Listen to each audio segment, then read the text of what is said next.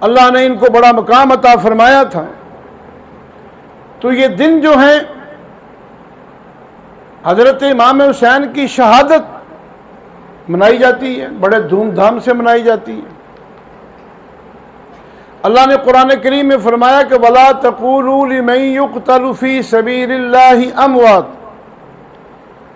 بَلْ أَحْيَاءٌ وَلَٰكِن لَّا تَشْعُرُونَ، فرمایا کہ جو اللہ کے راستے میں قتل کر دیے جائیں، اللہ کے راستے میں شہید کر دیے جائیں، انہیں مردہ نہ کہو، وہ زندہ ہیں، لیکن تمہیں شعور نہیں ہے ان کی زندگی کیسی ہے۔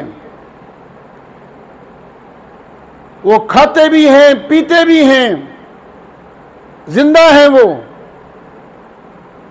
تو سوگ جو ہوتا ہے وہ تو جو مر جائے اس کے لیے، زندہ کے لیے تو سوگ نہیں ہے، زندہ کے لیے تو کوئی ماتم نہیں ہے، مرے ہوئے پر سوگ ہوتا ہے۔ حضرت امام حسین رضی اللہ تعالیٰ عنہ، اللہ نے ان کو یہ 10 محرم کو شرف بخشا کہ اللہ نے 10 محرم کو آپ کو شہادت کا درجہ عطا فرمایا۔ عظیم دن، اگر کوئی دن اور کوئی مہینہ منحوس نہیں ہوتا، کسی عظیم شخصیت کے شہید ہو جانے پر یا مر جانے پر کوئی دن منحوس نہیں ہوتا، کوئی مہینہ منحوس نہیں ہوتا، بلکہ اس کو خراج عقیدت پیش کرتے ہیں کہ بڑا عظیم انسان تھا اور بڑے عظیم دن میں موت آئی ہے۔ کوئی جمعے کے دن مرے تو کہتے ہیں کہ بڑا خوش قسمت ہے، جمعے والے دن موت آئی ہے۔ تو رمضان میں مرے تو کہتے ہیں کہ بڑا خوش قسمت ہے، رمضان کے مہینے میں موت آئی ہے۔ اب 10 محرم کا دن تو بڑا عظیم دن ہے۔ حضرت امام حسین کا جیسے مقام بڑا عظیم ہے، اللہ نے شہادت کے لیے دن بھی عظیم رکھا ان کے لیے۔ یہ شہادت کی معمولی چیز نہیں ہے، یہ بہت بڑا انعام ہے، نعمت ہے۔ شہادت نعمت ہے، مصیبت نہیں ہے۔ شہادت یہ ایک نعمت ہے۔ اللہ کے نبی بھی اللہ سے دعا کیا کرتے تھے کہ یا اللہ مجھے شہادت کی موت نصیب فرما۔ حالانکہ اللہ کے نبی نبی نہیں، نبیوں کے امام ہیں، پھر بھی وہ شہادت کی دعا کر رہے ہیں۔ 4 قسم کے لوگ ہیں جن پر اللہ نے اپنا انعام کیا ہے۔ ہم نماز میں دعا کرتے ہیں ایاک نعبد و ایاک نستعین، یا اللہ تیری ہی عبادت کرتے ہیں، تجھ ہی سے مدد مانگتے ہیں۔ صراط الذین انعمت علیہم، ہمیں ان لوگوں کے راستے پر چلا جن پر تیرا انعام ہوا، جن پر تیرا فضل و کرم ہوا، ہمیں ان کے راستے پر چلا۔ اللہ کا انعام کن لوگوں پر ہوا؟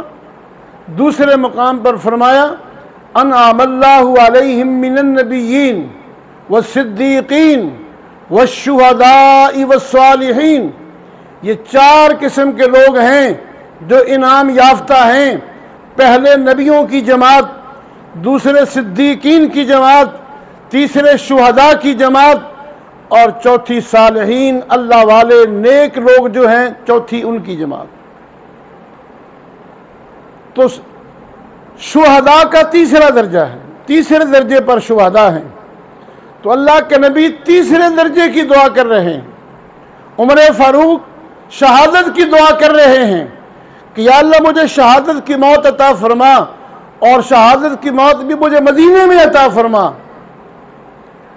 اور مدینے میں اللہ نے موت دی پھر ان کو شہادت کی۔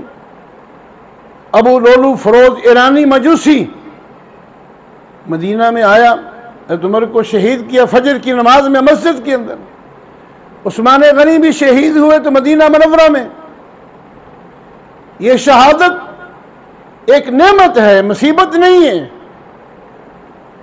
اللہ کا شکر کرنا چاہیے جس کو اللہ شہادت کی موت نصیب فرمائے۔ ہماری پاکستان کی ہندوستان سے 2 جنگیں ہوئی ہیں، سن 65 کی جنگ اور 71 کی جنگ۔ جو حضرات ہمارے ان 2 جنگوں میں شہید ہوئے ہیں، یہ 6 ستمبر کو جنگ لڑی گئی تھی، سن 65 کی جنگ 6 ستمبر کو لڑی گئی تھی، اب جو اس جنگ میں شہید ہوئے تھے، جب یہ دن آتا ہے تو ان کی قبروں پر جا کے فوجی ان کو جو ہے نا سلامی دیتے ہیں۔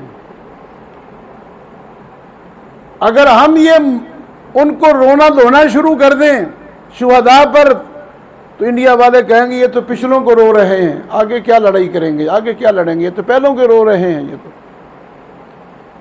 تو مسلمان جو ہے نا، اگر تاریخ اٹھا کے دیکھ لیں تو کوئی دن خالی نہیں جس میں کوئی نہ کوئی شہید نہیں ہوا۔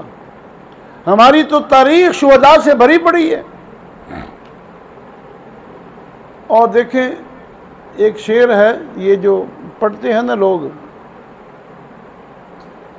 سر داد نہ داد در دست یزید، حقا کے بنائے لا الہ است حسین۔